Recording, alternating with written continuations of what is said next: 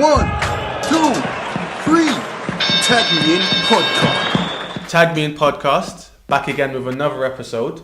You are joined by myself, Ola. And also Antoine. And we... What? Episode Come on, Energy.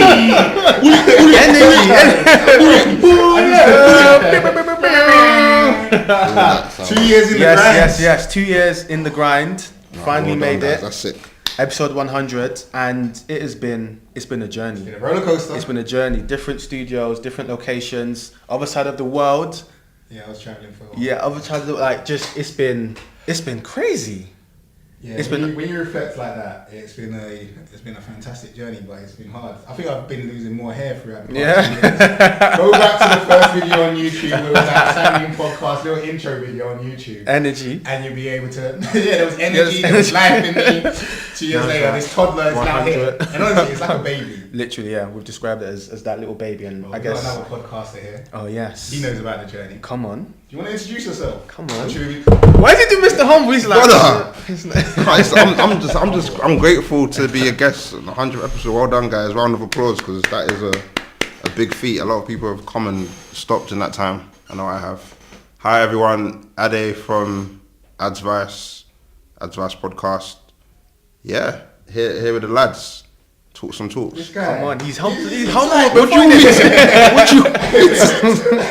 Not understanding the fact that he was one of the people we was looking at. No, I appreciate when he was that. Like starting up with our podcast, like, hey, this guy's doing bits. Yeah, we gotta get him You've on had now. events No, as well that I- I've been to, and I shout you out, 'cause I remember you mentioned that publicly, and like I respect that, because that goes back to what we said off mic about like giving people their flowers while they're still here. Like, you didn't have to do that, and it's a humbling thing to receive that kind of message. And you could have, because most people, especially guys, you could have easily just DM me or not even said anything to me at all, because it's like, why do I want to let someone else feel like they inspire me? Now I'll do my own thing. So now I appreciate that. That's deep, and like we need to do that more. Like, I'll be commenting on random guys' profile like, hey yo, this fit is banging, fam. I saw one guy, he had like the traditional trad fit. I think it's called a kaftan or something. I can't remember what it's called, but the fit was. I was like, bro, this is a fit. I need one of them. And it's like, because why can't we be shouting each other out? So you're not like, saying I want to be just like you. You're I'm saying no. You look good, but I need to do my thing as well. Like, not. And it's not even the thing like I'm like, oh, I need to one up you. Like, you look sick. Like, great. Why can't I just like I don't you need give to a compliment to a female. Why can't you give it to Why another not? guy without saying that? No homo. But just kind of like a compliment and taking that away. But I guess on that, like recently, Yeah. I found it hard, but I said I love you to my brothers, like my actual brothers. Well done. And as a man, I'm never done 28 years right now, and I was like, I've never experienced another man telling me they love me, and that's why I found it so Seriously? difficult. Seriously, That's crazy. seriously, like no. Me and my boys all the time. I've got. No, but they say I love you, man, or they go seriously, I love you. I love you. So, I've got some emotional friends. Don't. We could talk about that if you want to. Yeah, like it's important. I've got I'm quite emotional. I've got a friend that's just he's soppy as hell. Soppy as hell. How do you view that? I love it. Yeah. I'm very open with my emotions. Wasn't always. Like growing up where I grew up, I remember I used to write poetry, and like year 9 or something, I stood up in front of the class and I got laughed at because they thought the poem was about a girl in the class. Ever since then, I was like, Doing this again. You got burnt. I was like, nah. And I was actually all right at it. And then fast forward, George the Poet, at the time I was doing an event, shout out George the Poet, the guy. He's my guy. The second event he was doing, it was one of like an event for me and my boys called Magnus Events in Birmingham. And we got him down. We paid for his travel. We paid for his travel. He just came down from Cambridge. And he done his thing, and I was just like, right, like this guy is sick. If I hadn't stopped, this is something, and it's like, and I appreciate him for being sick and doing his thing. But yeah, like I wish I was able just to be my own person back then. Because I guess when you're younger, you're also thinking about, it's almost this element of social status, fitting in with other people. For Especially safety, when you're man. young. 100%. And that whole emotional thing, I would say I'm emotional as well, but Yeah. it's also that level of understanding your emotions. Yeah. Because I think literally as adults or even as kids, just say kids, all you know is happy, sad, and angry. Yeah. But there's millions of other Don't forget emotions. hungry is another one as well. Yeah. Yeah. And I think that needs to be a lesson that's kind of taught while you're young. 100%. And also understanding that as a boy, Yeah. you can be emotional. people say, "Oh, you're sensitive." Yeah. If you're sensitive, the way I view it is you feel more, meaning you can connect with people a lot better. If you're someone that's unsensitive, then you're just gonna be like, "Well, you, I don't care if you hurt your leg. I'm just moving. Let me step over you." Boy, go your own way. And that's why like white people get laughed at all the time for their parenting methods. Like Apple, don't do that.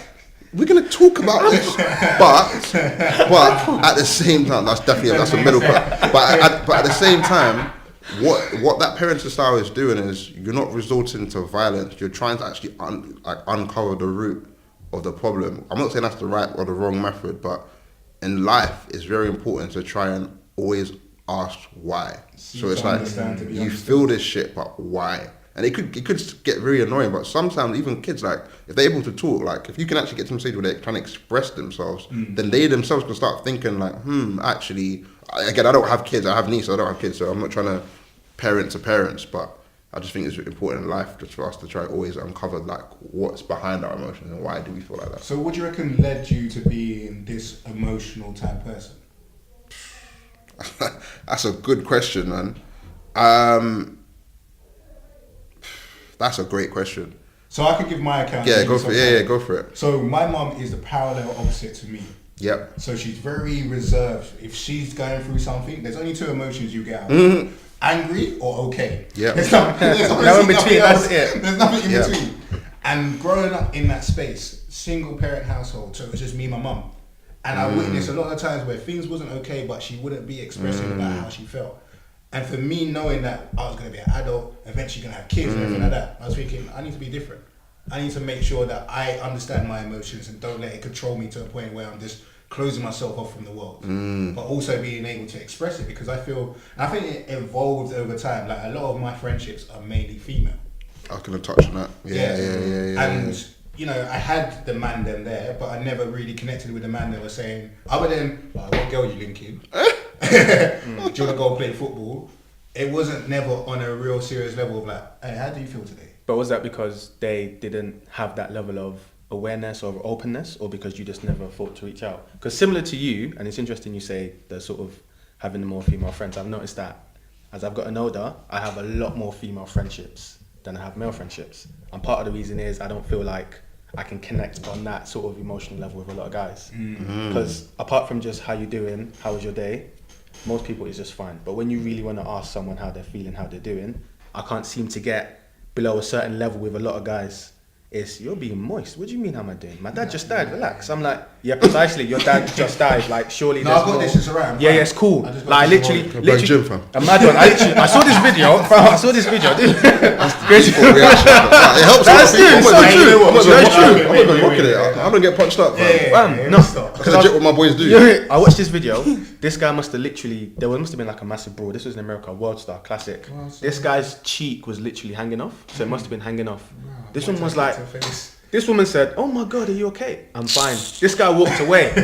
I was like, "Excuse me?" But that's kind of classic for a lot of guys. That classic response of, "I'm fine." Pride. Yeah, just not being able to. Is it all pride though? I think it is, because I don't understand it. I'm just going to put it down to pride, because you're standing there with your cheek hanging off. Yeah. You don't want to be seen as a pussy in Fam, the your face is hanging off. You already lost that fight, man. You lost that fight to save image, fam. To save face. Excuse the pun. That was a shit pun. But yeah, you've lost that whole battle. You hold your cheek, hold the L, come back. Either come back or walk away, fam. Do one another. Just a sector. But I think it also goes back to the way a lot of guys, well, let me speak for myself, were raised in that. I was sort of raised where if I ever cried, if I was ever upset, why are you crying for?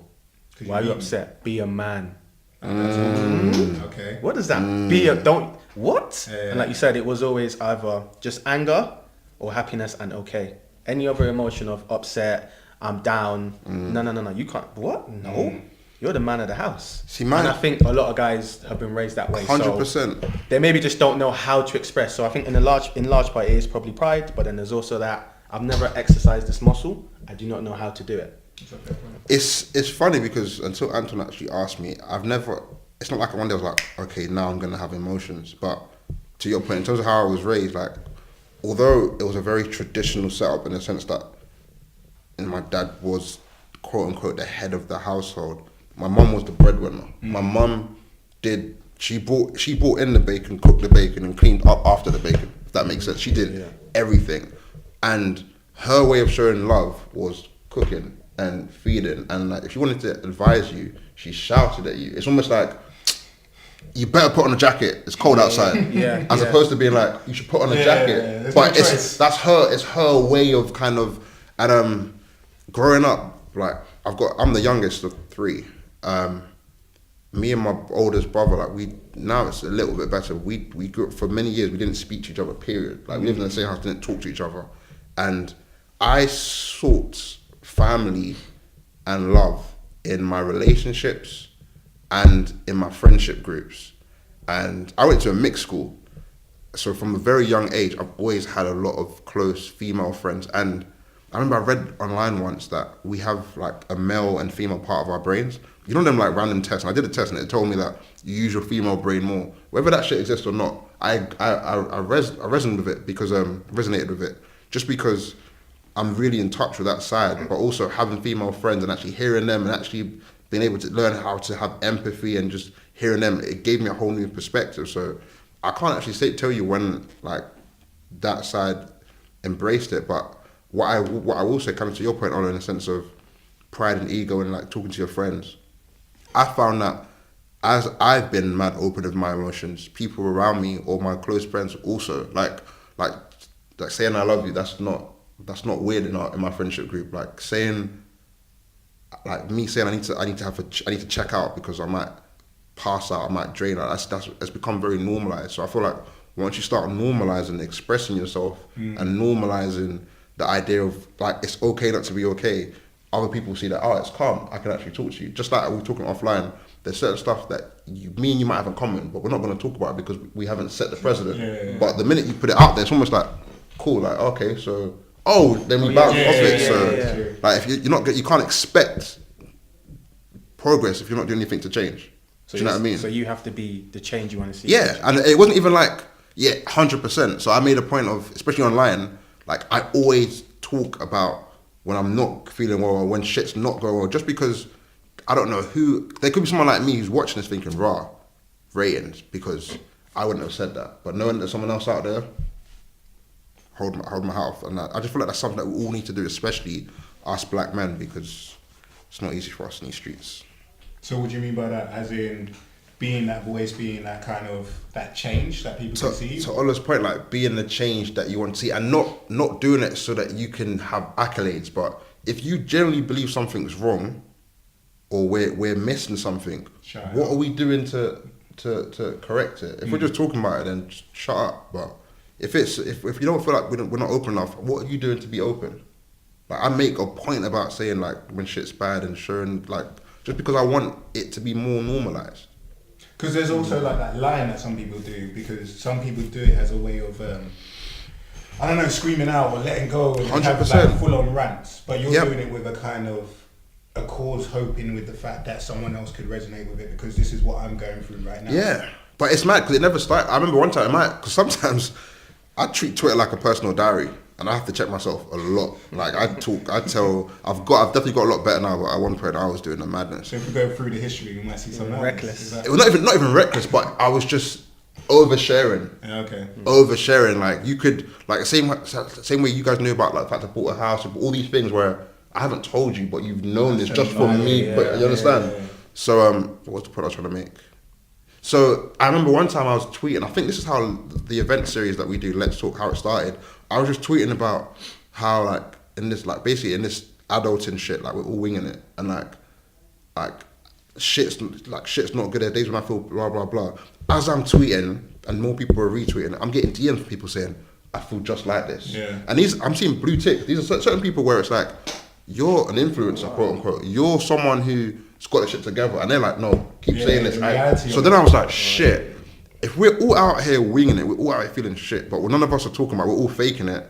At what point are we gonna like admit what's actually going on? Exactly. So that's always in the back of my mind. I always know that there are a lot of people that they want to have that outlet, but they're protecting their brand, they're protecting X, Y, and Z, so they have to be a certain way. But do Do you think that's a problem within people doing stuff? So YouTubers, people who build a 100%. personal brand, that they gotta have this image. So you could take someone who's really big on, I don't know, positivity. Yep. And they can't show that moment of weakness because they've got such a big fan base. Yep. Who are looking up to them, idolizing. 100%. 100%. It's not easy. That's why if you go through my, it's funny because I even say to myself, like, we show different sides of ourselves. I'm definitely a lot more reflective, open on Twitter, just because I know that's what a lot of people that follow me gravitate towards. But if you go through my likes, you'll see a lot of ratchet stuff because I like a lot of ratchet stuff. Yeah. Or I might comment on some random music, or I might do X, Y, Z. I'm not going to go out of my way to not be myself, to maintain an image that you have of me or that I've put out, because I like to be as reflective and open as possible. So that's my conscious decision. But for other people, they can't do that because there's money in line, or they have certain things at stake. But I would never want to be in a situation where I can't be myself to please virtual strangers. On that point, when did the decision for you to, because I know you sort of mentioned turning off your notifications for social media and the benefits that had. Yeah. Where did that decision come from? Because it presumably wouldn't have just been an open thing. I've always known social. When I was with my ex, she used to make a point of that I was too active online, and I just thought, you're just hating because I'm doing Adzvice stuff. Because you're popping. More than I wish I was popping. More than I was spending time in our relationship, which was an actual problem. But it was only after when I realized, like, I'm at dinner with her and I'm on my phone. Like, I was just way too in. So I always knew that I had an unhealthy relationship with social media. I guess going back 13 weeks exactly, or almost exactly, I lost my uncle, who was like my dad, like my best friend. Everything from pregnancy scares to like getting unemployed to everything I spoke to him about. Like, that was my guy. Losing him and just seeing the world continue going on, like chatting shit, football, Africans versus like the same shit we see all the time happening. I was like, I can't even allow myself to fall into this kind of matrix of just bullshit and everyone just pretending and faking and retweets likes, when it's like, I've got real life shit to think about. And I just chose to take the time away from social media, turn all my notifications off and just be really present, because I was using social media as an outlet. Like, how Adzvice started, it was out of frustration that my real life, my real job wasn't going high, my life wasn't going the way I wanted it to go.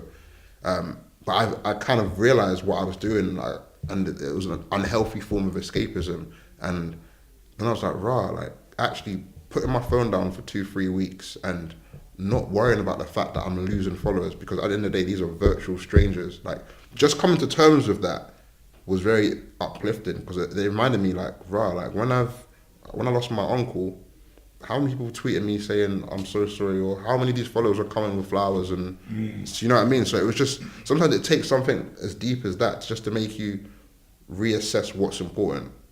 Like, always unplug yourself from the 100%, and since then I haven't gone back. And my life, I don't think it's a coincidence that my morale is a lot more positive now, considering I've lost my OG, and like, in theory my life should be fucked, but also I left social media and I feel like I'm a lot more happier. I'm a lot less anxious. The fact that I'm a lot less aware of what everyone else is doing also makes me very happy. So you're focusing on just yourself? 100%, and just all shit that I want. Like, if I want to watch a twerk video, I want to watch a twerk video. Not because I see that Anthony Oliver doing that, because that's what I want to do. Whoa, hey, that was an example. That's an example. My son, what? Which one the twerking? I googled that. No, but exactly, it's just being okay with being selfish. Like, there's a saying, I'm very cheesy, so if you're listening thinking this guy cheese, like, do not follow me, because this is me constantly. But you know, like when you're flying and they'll tell you in the case of emergency, don't attempt to put someone else's gas mask. Like, I think that's the best message for life, because if you yourself aren't good, you don't take time out to make sure you're good in whatever way that means, you're useless to everyone else. You can't pour from an empty cup. Exactly. Church, preach. So, No, it's crazy you say that, and I think a lot of people do tend to get lost in that social media source. It's built to be an addiction. To kind of like have you kind of tapped in. And I think for me, and we mentioned this sort of before we start recording, I can't even speak. A concern for me is the sort of younger generation, the generation coming up, because for us it was Nokia 3310, Snakes, all them things there, and then social media came. So we had the option to opt in and opt out, whereas for them, it's just a part of their generation. Yep. If you don't have it, then you're one of it's literally, you're not, that's the thing, that's not even an option. It's you either have it or you have it. Android, or iPhone. It's pretty much that simple. Exactly. And I'm concerned for them. And I remember you sort of mentioned a case where this young girl, I don't know if she was 11 or 12 or whatever. She was young, she killed herself. She killed herself, and even for me, like my young cousins, we must have been in the car. I can't remember where we were going. I think I was taking them to like Fort Park or somewhere. This was about a year and a half ago. 2 young girls, and just from nowhere, men are trash. And I'm like, what? Where did this come from? How old are they? 11 and 12. So now, at the time they were probably younger then. So for me, I'm just like, where has this come from? Where has this, and what does that mean to you? You've just seen something online and you're just perpetuating it. And you're there with them. I'm there in the car, trying not to crash the car. Glad I got insurance, and I'm just sort of thinking. Is this on the way to Fort Park or coming back? This was on the way there. Minute trash. Okay, let me show you trash. Let me show you precisely. But that is quite telling of a lot of the generation now, where people see things online and they just sort of perpetuate and echo it. They don't fully understand what a term means. They just jump on the bandwagon. There are so many bandwagons, and I feel like now it's just pitchfork time. That's the whole term of influencer. You're so easily influenced by what's actually out there. No one's actually thinking, and this is what we kind of pride our podcast on, is like asking those questions. So if you see something, men are trash, I'm going to challenge you. If you say that, so I would have stopped the car and been like, why are men trash? Tell me where. Is your dad trash? Your dad and your brother's not trash. Oh, okay, so only a select number of men are trash. And why are they trash? Why are they trash? For 11 or 12-year-old to say that. I don't know what happened? Have you healed, sis? Sis, have you healed? That's big. And I think it's just kind of on this kind of topic of sort of social media and technology. I think for me, I want to get to a point where, and again, you sort of briefly touched on this, where I'm able to take my kids and spend quality time. 100%. One thing I've noticed with my cousins when they come over is, hi uncle, we're all in the same room, but we're disconnected. You got 2 on the laptop. You got 1 on the iPad. You got 1 watching TV. You got 1 on my phone. He didn't ask me. I don't know how they knew my password, but he managed to get in. I just watched how to unlock it on YouTube, so now I know. And I'm just there like, where do we lose this sort of connection? Where did we lose that connection? And it's just a shame to sort of see. My phone is driving. A personal experience for me is like, I witnessed my brothers, so they're 14 and 17, and we'll say, so we go, let's watch a film. We go put on a film, Netflix. Next minute, Snapchat, headphone in. And you're like, we're watching a film as a family, but each man of you, and you're so personally offended as well. I'm there like, did you see that? Yeah. Huh? See what? Huh? Let me tweet that. So you're not really connecting, like, and that's the hard thing that's happening right now, and that's, sometimes we both been in the capacity of volunteering and mentoring, and sometimes you see kids come through with their phones and they're 11, they're 10 years old, and they're just literally on their phone. They have all the kids around them just playing around on their phone. My question is that a good thing or bad thing? Because in a way they're being social through this technology, but it's different to what we experienced, where it was like, do you want to play football or do you want to? Yeah, it's bad because Monopoly. Number one, they lose the interaction. So one specific example that I had to leave. I literally almost left. I was going to leave, but I was this close to leaving. So I used to volunteer at Full Circle in Bristol. Don't shout out the name, rude boy. Bleep out what? Full Circle. All right. It's not a name. It's a charity. All right. You're gonna put some negativity on it? No. You're gonna leave. I'll bleep out. I didn't work there. That's all I'm gonna say. So Don't worry. I didn't want it. No. So then this girl must have just come in. Oh, I didn't get any likes on my Instagram. Hey. This girl's like 9. Where are you getting Instagram from? From where? And no, to that sort of point, I think again they lose that interaction because it goes from let's play football in the park to I'll play you online. World of Warcraft. No, I walked to my brother. Fortnite, man. My little brother, literally, he's on Fortnite on PS. He's watching a YouTube video and he's listening to a podcast. I'm like, brother, what are you doing? Mom's like, where are you? I'm like, where are you getting this energy from? Attention spans have increased increased, you know, Decreased. decreased significantly over the last few years. Like, But they're more advanced. Because I feel that our development's kind of been advanced in the sense of technology. So Google, yeah, I think we all admit Google's our best friend, right? yeah. So these kids have that advantage at a younger age. But in It's that down one to the realm, parenting to kind of get that equal balance, especially at a young age where they're nurturing the kids from an element of, hey, you're making noise, let me throw an iPad. It's more of a, hey, you're making noise, what should we do together? Giving them that kind of Yeah. focus, that attention. But I think you already hit the nail on the head. The main difference we have is we have an appreciation for technology because we can remember vividly what it was like before that. We remember going to IT lessons and learning how to the print on paper. Like you pick the printer, you save it, floppy disk. I still love. Whereas if I got a floppy disk now and showed my niece, she This is would a be like. She would literally, if I could tell her that I used to take videos out and literally, or tapes and actually rewrite it with my finger, or Nintendo cartridge and blow, slap it. That was part of the experience. Like exactly, but we can appreciate this, and we are aware of it. I remember, to your point about playing games, this is not a funny story, but it goes back to my uncle. What is a funny story for me?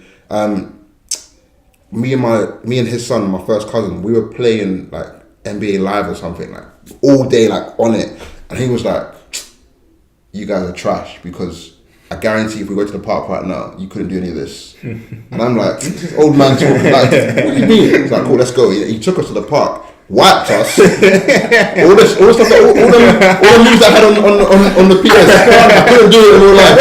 It was wrong. He wiped us, and it was like, but it's like, that's another reason why my uncle's an OG, because like, instead of him just giving me a lecture about how I don't appreciate shit, he took us physically away from that and actually got us out together, exercise, and actually appreciating time together, and also appreciating like actually doing stuff. Do you know what the joy of that is? The memory's been created. Exactly, and there's so many good things about it. So I feel like for us, we still have that knowledge.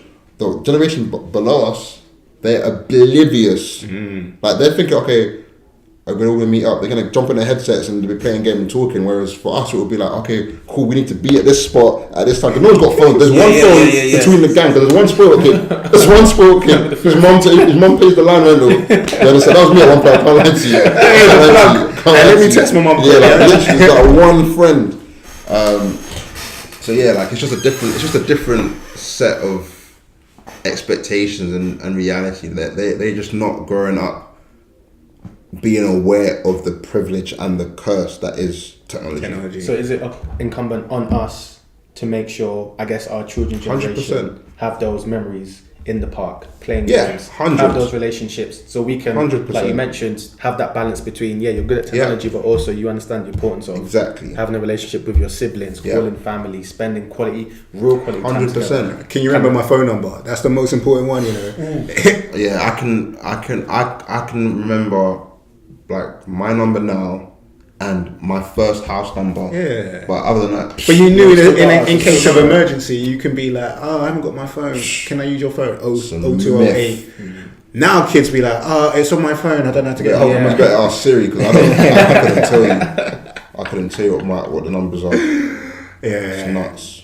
Technology is interesting. That's why I have this argument all the time about, are we going in the right direction? Because are we going to look back in 50 years and look at the kids that we raised and see them just running around like lunatics? Or are they literally not even going to come out anymore because they're going to be plugged into the Matrix, VR headset, and just like going to work? And I'm virtually sleeping. Just sleep for real.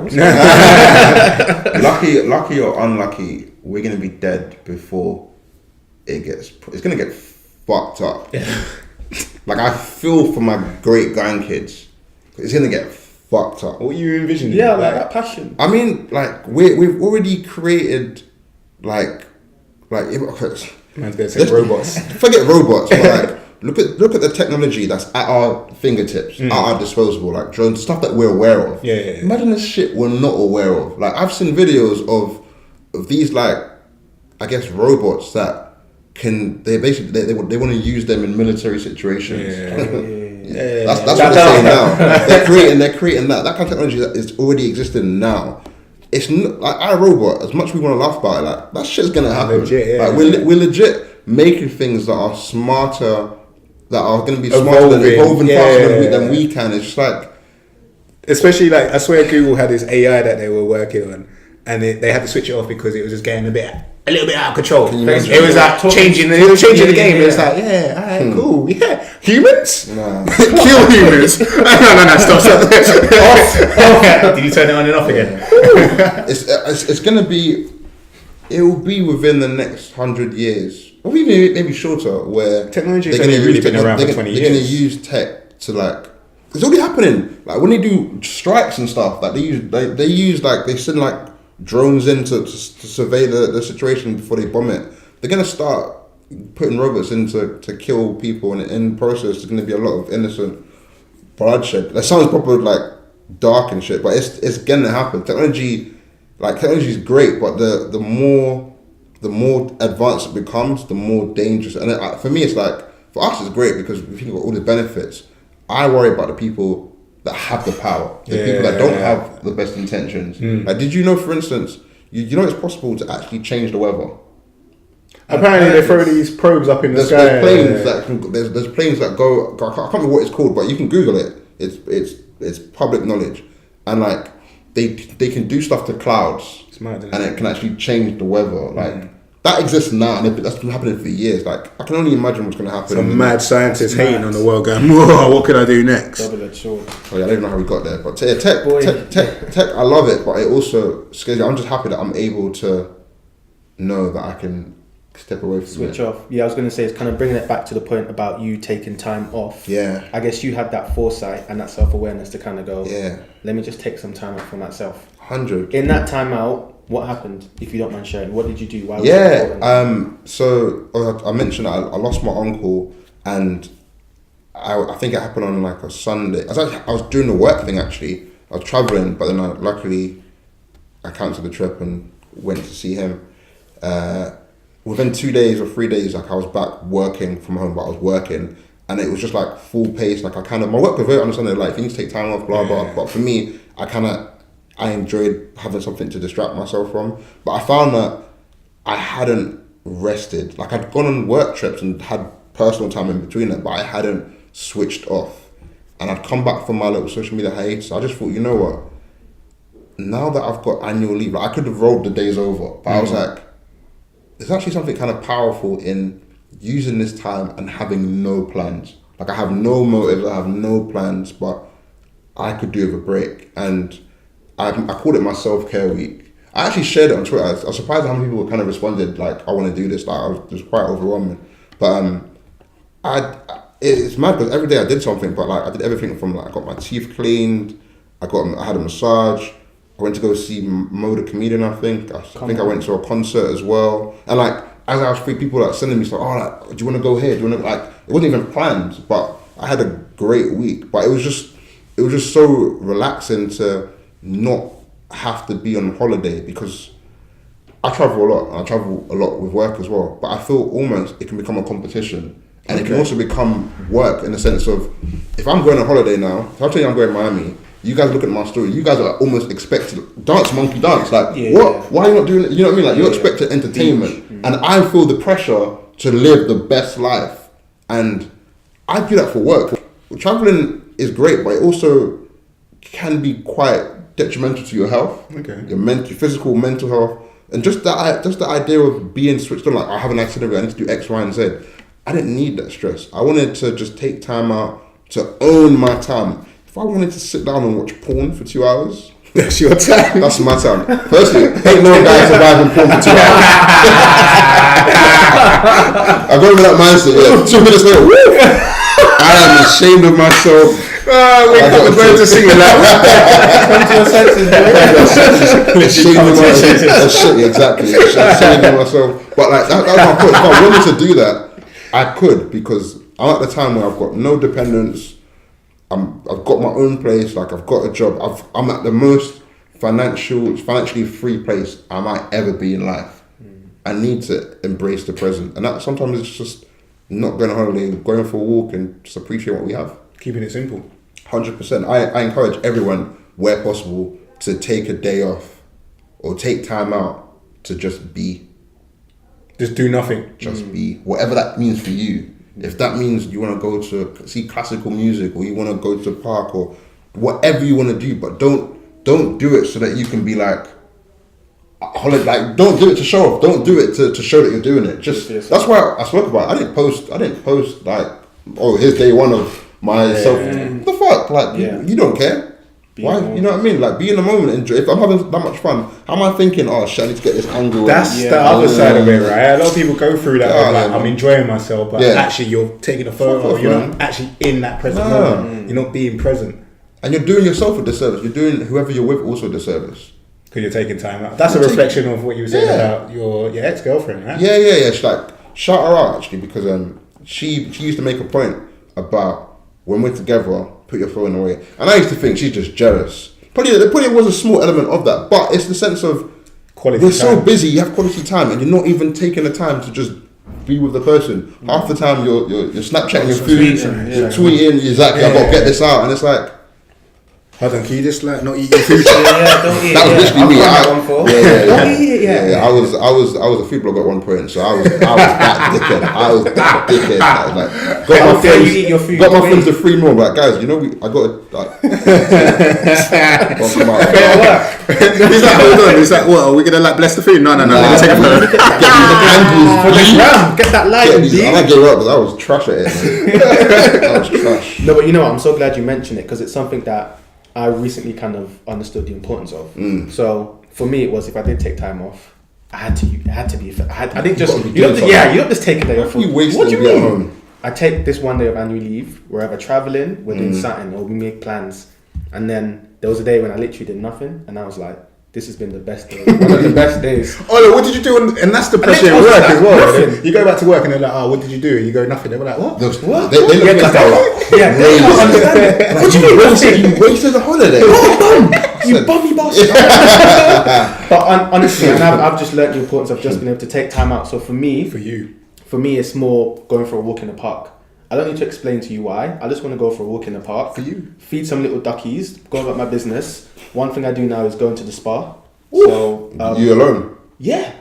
Jeez. Yeah. So how did the missus feel like about you going spa by yourself? I go by myself. Sometimes I go with the missus, but sometimes I go by myself. No, just go. I'm just like, this is nice. Clear space by myself. Get my body relaxed. I'm like, I need to do this more often, and I encourage people to do it themselves. 100. Like you said, find your day, whatever works it is for self-care. You. Do it for you, and just 100%. make sure you have that time. Because I think I don't want to get into mental health, but it's serious. Why not? I think that's where it all stems from. It's a whole that's a complete other topic. I hear you though, and sometimes we kind of like mental health is something we all deal with, but sometimes I feel like not to sidetrack what you're talking about. I feel like sometimes even I'm guilty of this as well. We can almost trivialize mental health to the point that there are people that talking about your feelings isn't going to help their mental health issues. So I think it is important to normalize the conversation, but also we need to do more about people with actual mental health conditions, because there's levels to it. Like, I can talk about my mental health journey, but I don't suffer from any clinical form of mental health issues, where there are real people with real issues and we're not talking about them because we're too busy saying, oh, now I've turned off my notifications and look at me, my mental health is great. I'm guilty of that, but I'm also aware of the fact of I'm part of the problem, and I need to do more to also uncover how can we help people that are going through real shit. And so to your point, like, I feel like mental health has become like the thing to talk about, but we're scratching the surface. And scratching the surface. I didn't realize how. So one of my boys, he's a police officer, and he told me, he was like, "Oh, like, this is real." He said probably 85% of the cases. 100%. And I was like, 100%. He's like, "Oh, like that. This is he's learned." And the police know it as well. Yeah. And I was like, "Are you serious?" He's like, "Oh, like it's Yeah. real out here. Like it's Because real." most people get diagnosed once they're in the criminal system. Precisely. Yeah. And there's not enough space. Like, it's easier for them to go to prison than it is to go to like.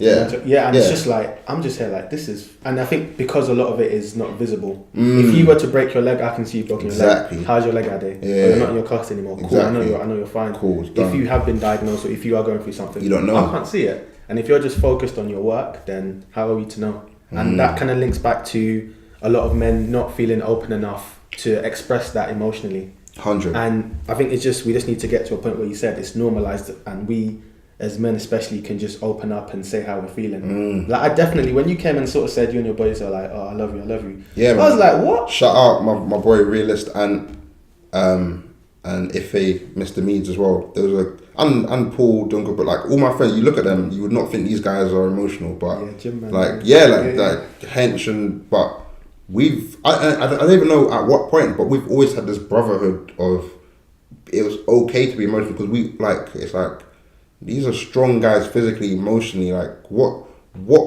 is it about them that I could ever think is weak? Like the fact that you can actually be owning your emotional vulnerability and still be the guy. That's what it's about. It's like I wanna be balanced. I wanna be so. It's like it's mad though. That's what you should aspire to be. I can't even relate to people that don't have like when you said that I've never had someone say I love you to my brothers. So you said to your brothers I was like a man. That's wild. But it didn't come from family. My boys. That's the normal. So I feel like we need to do more to normalize it and let our friends know that I do love you and like you shouldn't have to say no homo. You shouldn't have to say pause. But it's like we need to just do more to normalize it and let it be known that men feel so. Yeah, man, just they care. A lot of the times we do stuff and we're caring about not just what other people, but in particular what other guys and also what the women that we want to attract, what they perceive of us. But you have to just try and be as much of yourself as possible because when it comes to the longer term, like I'm not with someone that I'm not with anyone, but I would hope that the person that I'm with, they love me for me and I could be the best version of myself. Yeah. I can't be putting on a mask. This is why he's on the show. I can't be putting on a mask now and pretending to be like this super gym guy because I don't do these things and it's like you're going to uncover it eventually. So I think it's very important for us to show as much of the real self as possible and to kind of shatter a lot of these myths that we have about us young black kings. So I respect that because you also mentioned like the female because obviously a female's opinion kind of does alter someone's behaviour or the way they carry themselves. 100. And there's that term that you said earlier about be a man. Yeah. That's always a tough one. And I always admit like in a dating world or anyone I connect with, I ain't gonna be that stereotypical man. I'm me. Yeah. And that's what I hold my value on. So my strengths is my vulnerability. Like once I own it, I can tell you. Like I've got no shame. I can. Then it's not a vulnerability. Yeah, that's what I mean. Yeah, I'm emotional. What? And Where what? do we go from here? It's me. Yeah, fine. Let me give you my CV. What now? Yeah, I cried at the Olympics. Yeah, I was happy with people that they were getting to their successes. Like, of course. Why wouldn't you cry at that? Then what? Exactly. And it's just. But luckily, I've also got many. Like, I'm close to a lot of females. Like a lot of my closest friends are female, so I've always had that female perspective. I've always had that reassurance in the sense of, are they like? So I've always had that. I've never had to, and I've also seen these queens be like mushy and do the dumb shit over guys they like. So I realized when it comes to feelings, we all kind of act out of balance. So I just think you just need to kind of, or I guess start owning you in the sense of the good, the bad, and just letting it out there. Talking about stuff, like just opening up and just like showing, and I guess also just kind of being mindful in terms of like the people that are around you. Who are you looking to for your validation or your approval or your compass in the sense of is that too much? Do I have to put a no homo on that? Is that am I doing too little? Am I doing too less? Like who are you checking in for? Who are you actually getting? Who's sense checking your sense of morality? So once you start uncovering that. All you can do is just try and be yourself because, fam, life is short. You owe it to yourself, in a way. Like I remember I told you like, about a month ago. I believe that everyone's got like a light in them. Oh, yeah. You know, your body's a vessel. You got to treat it good. You're gifted. You got the blessing of being alive. But there's also this light in you. And the only way to make that light shine brighter is to make sure you are nourishing yourself, making sure you've got that self-care element, but also spreading that love to other people so they can be the best version of them. Like that. You know, so like that's the way I'm carrying myself. So if I see someone doing well, I'm like, come on, hey, like you, because I'm bigging you up. And it's coming from a place. You guys are good at that. Like, shout. I don't know if it's on the podcast or not, but shout you guys out because I've seen you guys do it multiple times where you're actually giving recognition to other guys, and I think that's super important. And it's mad because, like, it's so unusual for us that when it happens, we're almost taken aback. I remember I've been out in public before, and like a guy comes up to me, he's like, yo, fam. And I'm thinking, yo, he's like, fam, I like this jacket, you know, it's nice. And he just and he just complimented me, and it's just mad in the sense of like we've also bought into the idea that us as black men are threats, whereas why can't we just like, you see this guy on the gram clearing it, hey bro, this is sick. Yeah. What about the nod? Like, sometimes that's a bit awkward nowadays. Like, I'm the nodding guy. If I see you, I'm like, you're cool. But sometimes you get guys who's just face. Like, I'm a naturally paranoid person, but I grew up in South East London, so it's smart to be kind of paranoid. If I was walking around and a guy that I didn't recognize was smiling, I wouldn't. My default reaction wouldn't be to nod back. Yeah. But again, I'm part of the issue, because you could be a genuine saying cool, and I'm thinking, what does my man? I ain't got the time. Exactly. What's the angle you're coming at? So, but I'd have to unlearn it. But I'm just being honest. That's part of my own unconscious bias, bullshit, whatever you want to call it. It's just product of your environment, more so. Yeah, but I'm aware of it. So I feel like once you're able to identify an issue, unless you're making steps to change it, you can't continually fall back on that. It's awareness, like Kojo, the comedian. Yeah, when he broke down on but he's on Brilliant Got Talent. I remember having a conversation with him, and he said the key to everything is awareness. It all starts from awareness. When you have awareness of how you behave, if you have awareness of how other people. This guy, when he was saying it, I was just there nodding my head. We spoke for like at least an hour and a half. That's dope. Like, awareness. Like, honestly, the connection, like when you meet someone and you just have that vibe. Yeah. It was just going back and forth. And everything registered. I was like, this guy, awareness. That's all I can remember from the conversation. Awareness. So when you have that awareness of your behaviour, you see man them on road, they nod up and you're thinking, wow, why is he looking at me like that for? But now you got awareness of like, my man's smiling, the sun's shining, he's saying, well, go on, black brother. Yeah. Then you make steps of change. 100. And it's that awareness of social media as well, tying it back. I have an issue sometimes where if I check social media first thing in the morning, it's setting up my day. And it's not necessarily a good one. Sometimes I'm there like, alright, cool, people are doing stuff. But then I also have this kind of reflection moment of like, oh shit, what am I doing? Oh man, I need to step up, I need to level up. And I'm like, got my to-do list that I set out the day before, and I'm like, but I need to level up in this sense. And it's just like, you've got real life issues here. You're like, hey, but my following is it's mad. I need to tweak. It's not even the currency. It's not even the currency. Like, I need to tweak. I can't go to the bank and can I exchange that them 50 likes for 50 grand? Like, it's not gonna happen that way. Got 10 retweets as well. What can I get? And it's like awareness of sometimes that you need where you need to take time out. Sometimes there's elements in my life where I feel overwhelmed. So if I go to one too many events in a week, so if I'm out almost 4 days in a weekday, I know by Friday I'm a dead man. I'm a dead man. I couldn't. If I know my next week's going to be hectic, I need to pencil in self-care day. I always try and make Sunday, like Ola was saying, he goes to the spa and everything. Sunday's my day. Sunday is my day where I'm saying, nah, not doing anything unless I really have to. But what do you do to wind down? So I've mentioned sort of spa, and he's mentioned put on my feet, man. Yeah. Plan out my day. That's my self-care, because it's giving me a space of like understanding what do I need to approach in a week and how busy am I. But also once a month. It's in my calendar, once a month. That's dope. Go for a massage, go to the sauna. Like, it's got to happen, because that's my time. I sit in the sauna for like 3 hours. I'm like, hey. You sit in the sauna for 3 hours? No. I'm in the, let me go back. I'm in the spa facility for 3 hours. No. 10 minutes. I get so uncomfortable. Steam room. There's always one guy that's too comfortable in there. He makes me uncomfortable. Put a towel on for no reason. Not anymore. I'm not that kind of sauna, man.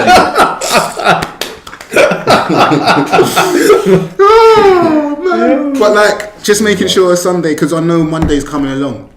So last weekend was Afro Tech Fest. I was there for 3 days. There was an Afro Tech Fest. Yeah, it was sick. Space full of black people, all in tech, looking to do stuff. Next time, let me know about that stuff. I will do, man. I will do. But like, I knew that because it was full on, it was Friday, Saturday, Sunday. I knew by Sunday I was going to be a dead man.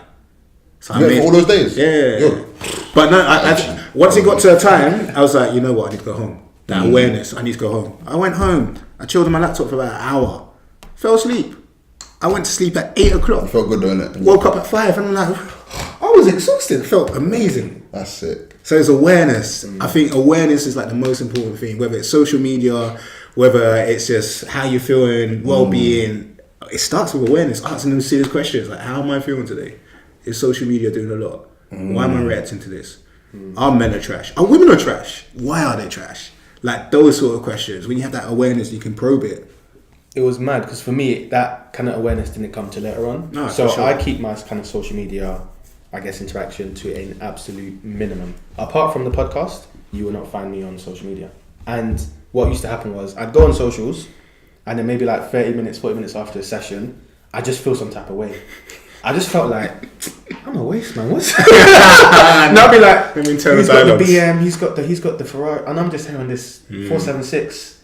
Someone's vomited. The bus driver's late. I'm like, what's going on? And I didn't realize what it was because I hadn't had that self-awareness. But then I just noticed that every time I come off social, it's social, and it's because you've got people who put the highlight of the highlight, and then they put a filter on top of that highlight, and then they represent it as this is my day to day. Slap some hashtags. Slap some hashtags, and it's like they're showing you the 1% perfection that isn't real, and then you're comparing your everyday to that. And then for me, that was where that kind of down feeling was coming from, because I'm like, these people are not really living these lives. Like you said, we have conversations about people kind of behind closed doors who've revealed that this isn't really what it's like. And then when I kind of came to that conclusion, I just kind of kept that to an absolute minimum. And I feel like the next level to that is, even if they were living those lives, that's not your business. Yeah, like, don't compare. You're in your lane. Yeah, like you're in your own lane. But you need to understand, okay, because I don't know if you remember, me and you were like on Twitter, because you said it was after one of your advice events. Yep. I know you probably get into it with loads of people, but you were kind of like, oh, these people think I'm living this life, everything's great of these events. And then I was like, that sounds like me.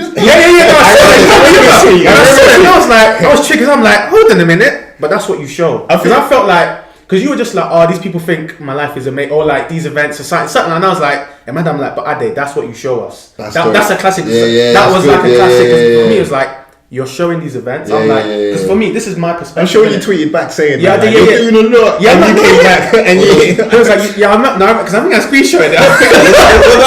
Because he was like, you were just like, people think blah blah blah, and I was like, Ade, based on what you've put on the platform, even I thought that. I see you do these events, your events bang, tickets all sold out. I'm like, who is this brother? This guy is doing bits, and for you to say that, I was like, Ade, that's what you show us. So you can't get angry at us for seeing this life you put out. Then good. You were like, okay, bro, it's not all what it seems. You know, no one always sees all the stress, blah blah blah. Then I was like, okay, what's your secret? What helps you? Then you spoke about the people around you, taking time out for yourself, having that kind of level head. And I was like, there we go. That's the full picture. I'm not just seeing the success. I'm seeing the days when you're down. I'm seeing the days when maybe the venue flops. One of your speakers comes late or backs out 10 minutes before. The catering ain't there. Do you know what I mean? But these are things that no one talks about. That everyone just shows the like sold out on Eventbrite and they post that. That's the thing. And I think that's kind of where I'm coming from. Is having that holistic entire picture. You're showing all of it. But that's what I appreciate. I was like, okay, I rate this guy because you went on to explain why. You explained the entire picture, and I'm like, this is what we need. I can't like this. Ade sounds bad. Yeah,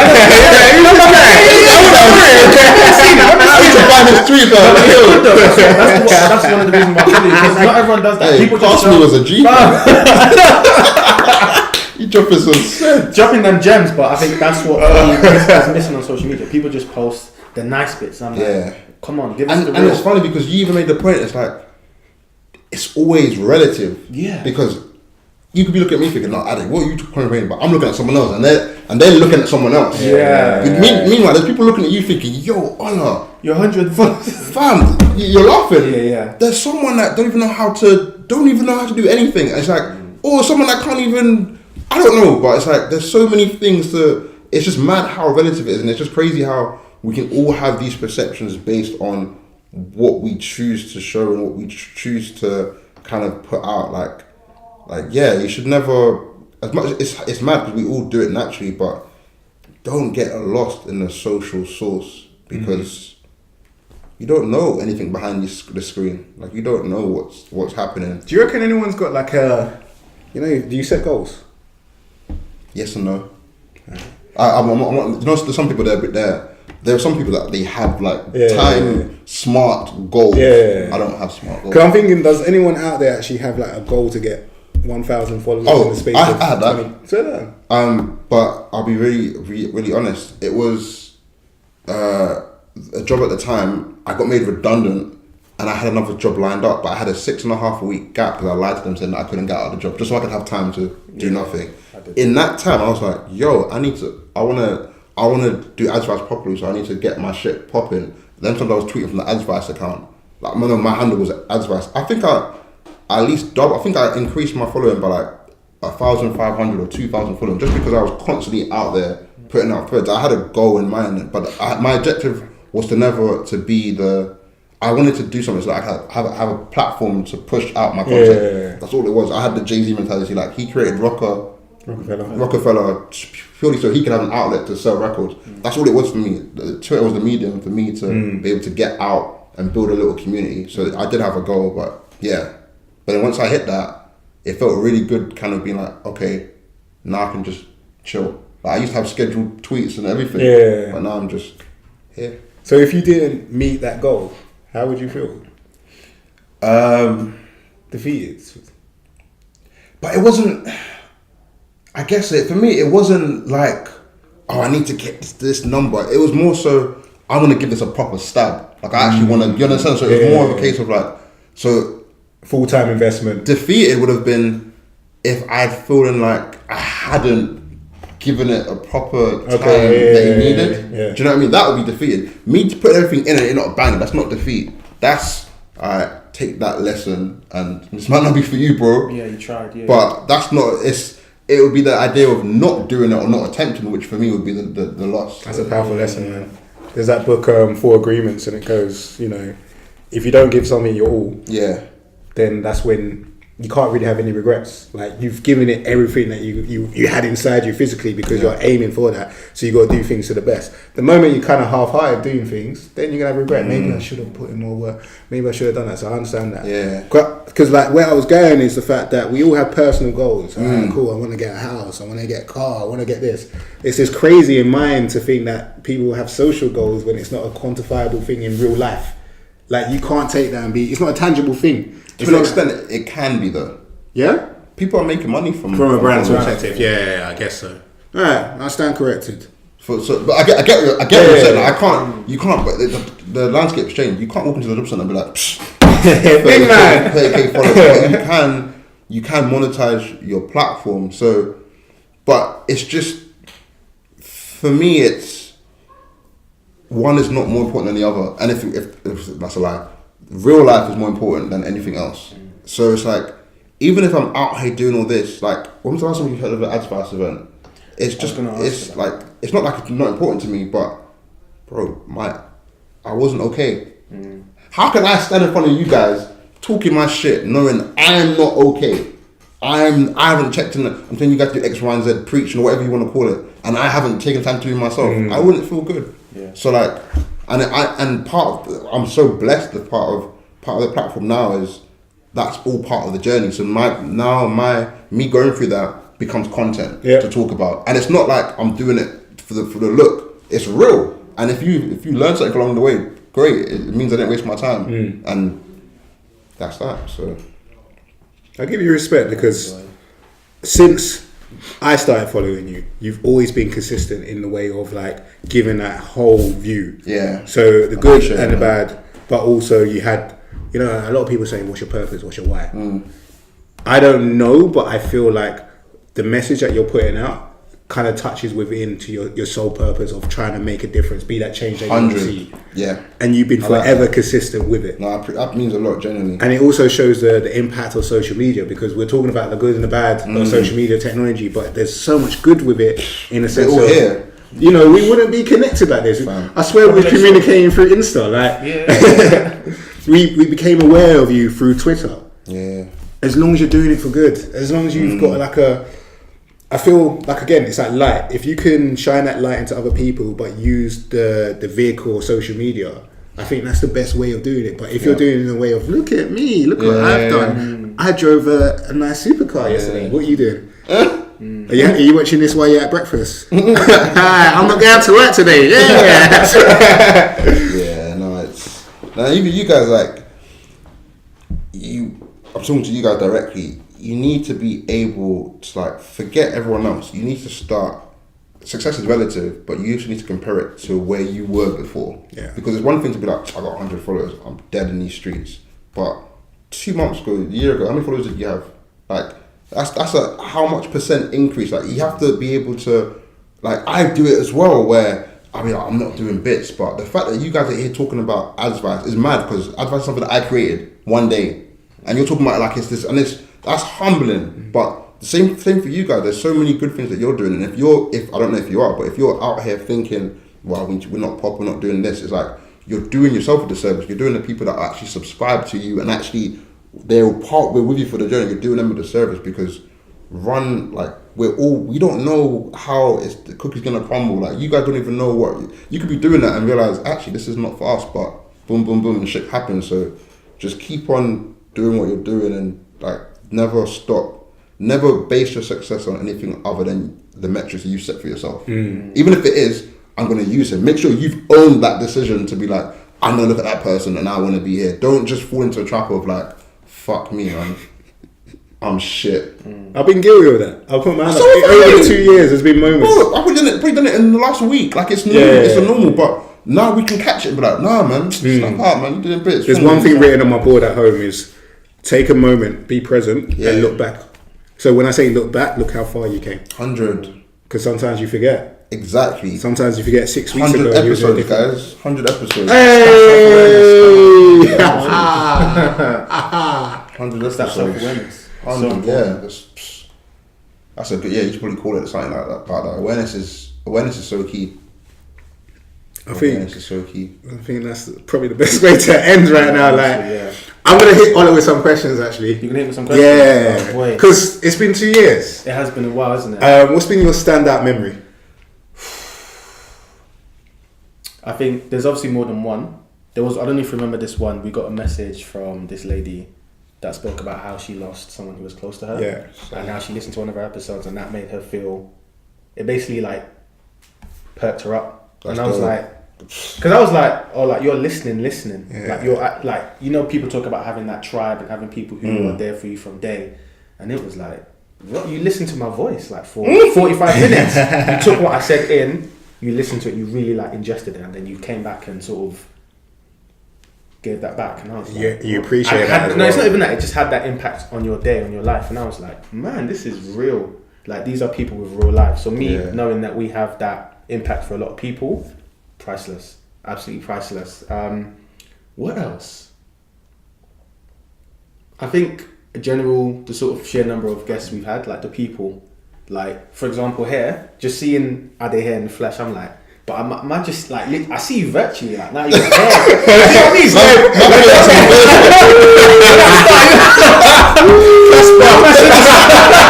the people right now, bro.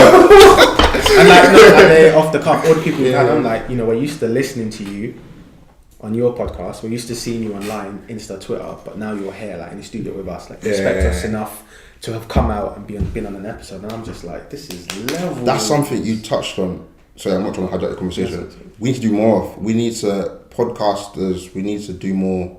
Go into other's podcasts. Just from the very simple fact of it's beneficial for all, but also just like having those conversations. And there's people that have conversations. Why don't you have it With so other something? podcasters. I think there's something that we should all be doing more, especially again, black men. So 100%, 100%. Right, let's write that down.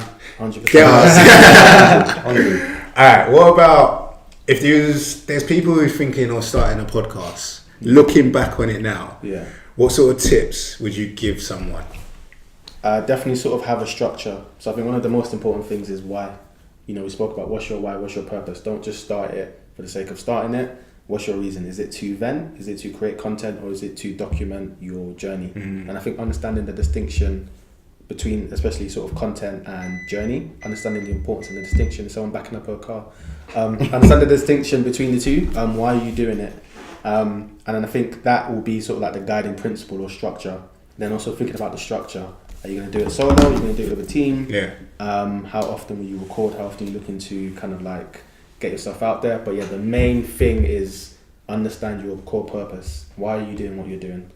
Who's it for? Is it for family? Is it for friends? Is this your audible diary for your kids? That's definitely something that I'm gonna I think That's mad. Yeah, because I went to an event and then this guy said that one of the best things you can give your children is your diary, so they can know what you thought, why you thought, and how you thought throughout your years. And taking them to events is also a form of them seeing a page in your diary because they're experiencing it. And this is like one medium as well. I'll probably not let them get access to a few other episodes. I'm like, that's off. Yeah, I'm not, you ain't got to listen to that. You ain't got to listen. Don't listen to episode 54 talking about. Yeah, that would be one of the biggest tips, I think. Yeah. And then you got another question? I got one more question. Go on. That always got me on the road. No, because they're coming off the cuff. No. And I completely forgot it, but it's gonna come back. Just give me 2 seconds. Cool.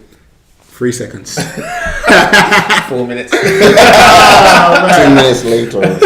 2 minutes later. I guess it's more so of, is there anything that you want to say to our listeners, because they have been riding with us for the longest, and also what's your future vision for the podcast? No, of course. Yeah, we were going to mention it, so thank you for bringing it up. In terms of what we'd like to say, apart from echoing what we say on a lot of episodes, thank people for listening. I can't even think, words aren't enough to kind of thank people, because they've been riding for a while. Like 2 years is a long time, and we've openly sort of said on certain episodes the quality might not have been there. We might not have had video content, but I think we've tried our best to be sort of consistent and to cater to people, and for people to just still ride with us and for us. That honestly means the world. And like I said, people don't just listen to listen. You will listen and you take what we say in and you sort of interact and you let us know your opinion and your thoughts. And money can't buy these things, so like eternally grateful. Like, it just means so much. And I know for a lot of people it's just a podcast, your little podcast, but it is more for us. It is more, the platform means a lot more for us. And then kind of linking onto the question about the next steps, I think for us is I guess sort of branding out, seeing where we can sort of take this. So apart from just having a podcast, I'm thinking about the next level in terms of our voice. How can we really leverage the platform and the podcast to reach out to younger children, the next generation? And it's something that I've been I guess we've both been kind of thinking about, how can we really push this to the next level where our voices we're just going to be more than a podcast. We're going to be more than just a click on SoundCloud. How can we really embed ourselves in British culture, black culture, the culture of black men? We want them to kind of take what we said, a lot of what we discussed, and really implement it on a day-to-day basis, because we are saying it for a reason. It's not just for the sake of it. Yeah. How many sessions have we had where we've been recording till 12 in the morning on a Sunday? We don't get home until 12:31. We've got work at, we're up at 5 or 6, and it's for the passion, it's for the love, it's for the people. So being able to take that to the next level, I think for me, it's just, I know it's timing. Things are timing, and just people to just watch this space, because we're doing us, and it's not easy, but people still ride for us. And again, it means so much, because these are everyday people, these are family, these are friends. Thank you so much. Episode 100, we keep saying it, and it hasn't really, I keep saying it, I'm getting emotional. It hasn't really hit me. I'm like, what? It's like, I think it's just felt like it's been so quick. It's mad. It is mad. But I guess throwing it back to you, what would you say has been or have been the kind of standout moments? Because 2 years has been a long time. 2 years have been. You've taken time off work, you've gone travelling, there's been so much that has gone on. What's been the standout moments? I guess just knowing the fact that people listen, just knowing people are connecting to what we're saying. And I guess the standout memories are probably the Shout Out Network Festival way back, and that was a real physical presence where people were coming up to us. You're part of that? No. Oh, when you went to the festival, yeah. Ah, okay. And people were coming up and they were like, I listen to your podcast. I'm like, that's dope. It's taking it from that virtual world and reality. And it's like, and they're giving me feedback, and I'm like, I appreciate that. So that's probably one thing that always stands out. I'm trying to think what else. I guess an honour to you, because we've ridden this whole journey from what year, 2017 to now. And I went travelling, but you still made time in times of the time difference as well. I remember that. Boy, it was like I was in Bali. You were either up at 3 and I'd just come back from work, or I had to get up at 6 and you were like, it was 11. It was crazy. It was crazy. So like, it was fun. Those moments stand out as well because it shows like this level of effort, and I appreciate that. So that's like me saying thank you to you, on that big man. I love you. Face, man. You see that? Ain't been easy. 100 episodes later. No, boy, no, that means a lot, man. Handshake, hug. Ade is like, he's not witnessing this. No, 100%. Like, obviously, we've had our boy. It's not we've had our differences, we've had our ups and downs, and we're still here. Like, we've both noticed, like, we've noticed it as well. There's been so many that have dropped out, like, podcast wise.